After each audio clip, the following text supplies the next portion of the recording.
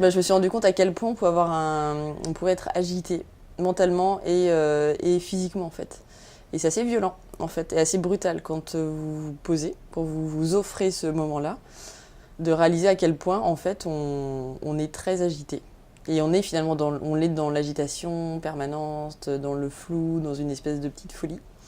Et en fait, quand on prend ce temps-là, enfin, de l'immédiateté, c'est assez. Il y a une dissonance en fait entre les deux. Donc, il faut accepter de quitter un peu cette agitation pour revenir à quelque chose de plus sain et de plus posé et de plus présent.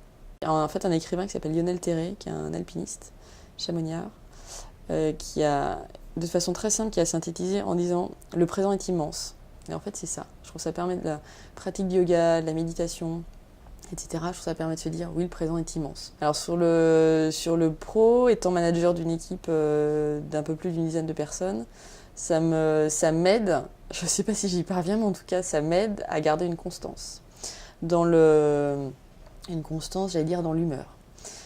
Parce que quand vous êtes quasiment en permanence sollicité, parce qu'on a quelque chose de positif à annoncer, parce qu'on a quelque chose d'un peu plus négatif à annoncer, parce qu'un collaborateur vient vous demander un conseil, parce qu'il y a une crise entre deux collaborateurs, parce qu'il y a un problème avec un client, bref, plein de choses.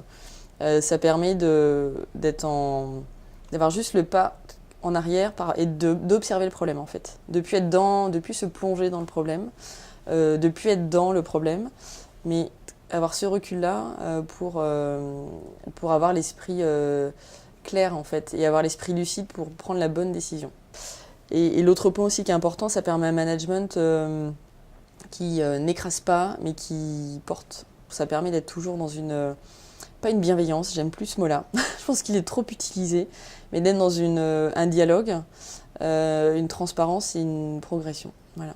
C'est-à-dire que ça permet d'avoir des collaborateurs qui savent qu'il y a un échange possible. Voilà. Donc tout le monde a voix au chapitre, voilà, ce qui n'est pas nécessairement le cas non plus dans toutes les entreprises. Ça permet aussi d'accepter ses faiblesses en tant que manager et en tant que collaborateur. Ça permet un travail commun plus constructif en fait. Voilà. En gros, sans jugement. Ça c'est pas mal. Ça change en France.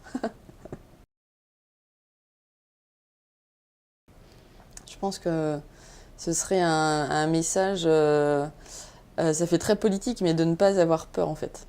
C'est pas grave. C'est pas grave d'aimer la mindfulness et c'est même très très bien. Pour moi, je trouve ça très très bien.